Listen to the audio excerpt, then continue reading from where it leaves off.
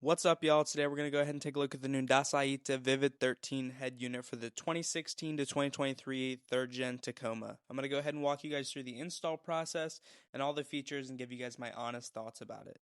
Dasaita includes a simple install guide as well as pry tool and zip ties for your installation and this manual that goes over how everything works. So one thing to note, on mine, I did have to swap the steering control, next, and previous track buttons using the info on this sheet. Before I get into all the wiring, I'm just going to go over a few optional add-ons that I personally chose not to add, starting with the 4G antenna and the SIM card reader. I also chose not to add any additional USBs, and I reused the Sony microphone I had in the truck prior. At this point, go ahead and remove the OEM bezel, the 4 bolts, and disconnect all the wiring from the OEM unit. Then take 2 flathead screwdrivers and remove the vents and the red clips. Fit them onto the new unit, and let's get these wires connected. First up is the GPS wiring. This goes straight into the head unit. Next is going to be your aux input. The blue cable goes into the bottom, second from the right.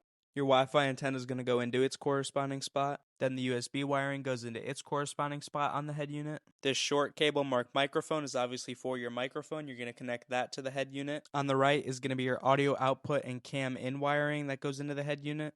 And now let's dive into the main harness. This is your radio cable. You're going to connect it to a harness existing behind the dash. This black one is your speaker cable. You're also going to connect that to an existing harness. Next are your power and camera cables. You're not going to be able to mess this up. They only go into their corresponding plugs. This connector will connect straight to the head unit. The yellow connector on the main harness is going to connect to the yellow cam in on the audio output and cam in harness. The red and white cables on the main harness will connect to the aux cable red and white. And then this black connector goes straight into the head unit. Now push all the wires back and snap all these clips in. At this point, go ahead and turn the truck on and your head unit should power up. If it doesn't power up or it doesn't seem like there's any power to it, check all your connections, rewatch the video, and if that all fails, contact support. The first thing I always do is go into settings, connect it to my phone, and then allow CarPlay and sync contacts. Come to this page right here, hit CarPlay, and then wait for it to connect. Now you can go ahead and test out your CarPlay, play around with it, and listen to some music.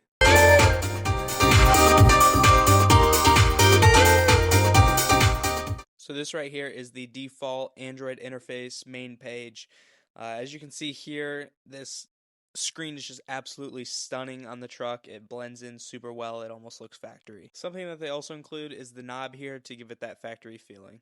Now let's talk about some of the dope features on this head unit. So this being an Android interface, it has the Play Store here, and you can download virtually any app that you would want, including TikTok, Instagram, Netflix, Hulu. You can do just about anything on here that you can do with the tablet. Obviously, you do need to have some sort of connection, whether it be internet, personal hotspot, or that SIM card connection. So one of the factory installed apps is this Euro app that shows angle of tilt and all that when you're off-roading, and it is super helpful.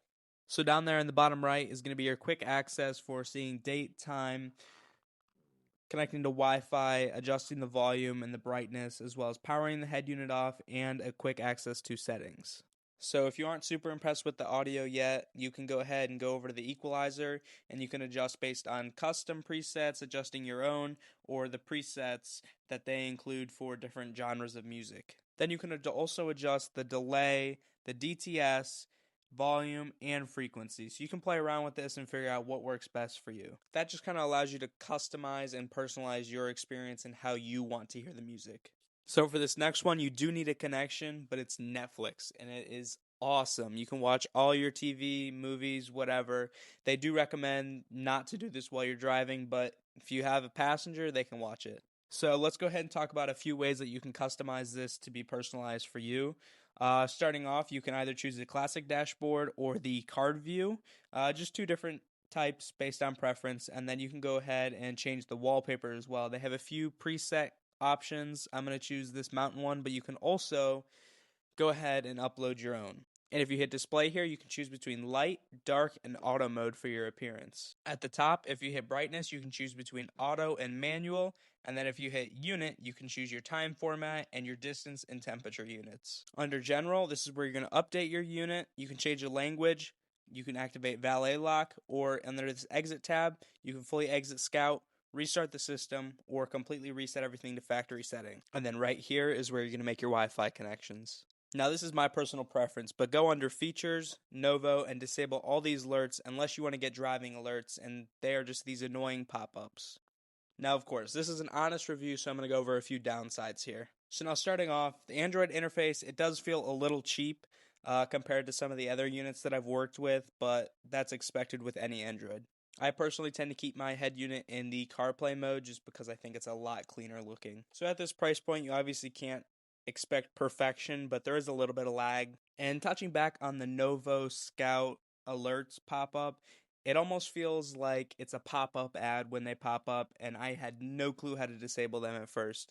Another thing is that they're constantly asking for feedback on the interface. So one other thing I don't really like is that it doesn't give you the option to boot straight into CarPlay.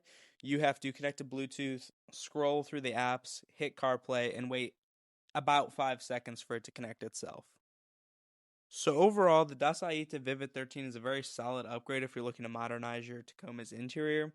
The big screen, it definitely changes the look of the dash, and having wireless CarPlay, Android Auto, and apps like Netflix or YouTube built right in is a huge step up from the stock Entune system.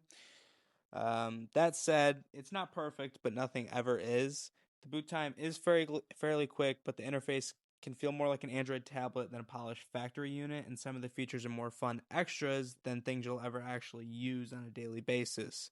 The screen is bright, and if I was going to keep this long term, I would probably put Stealth PPF over it to reduce glare and keep it fingerprint free. And finally, while the audio EQ does give you some control, it doesn't make as big of a quality difference compared to the Sony that I have. At the end of the day, I'd say this head unit is best for someone who wants maximum flexibility and doesn't mind a few quirks to get it. But if you're chasing the OEM, smooth, fun, simple feel, then you might want to look at another option like a Sony or an Alpine unit. But at this price point, you can't really beat the size and functionality of this Dasaita unit. Either way, I hope this video helps you get a clear idea of what the install looks like and what it is actually like to live with it. If you guys have any questions, comments, or if you're installing and you're having issues, feel free to leave a comment or shoot me a message over on Instagram and I will respond over there. I appreciate you guys for watching, and I'll see you guys in the next one.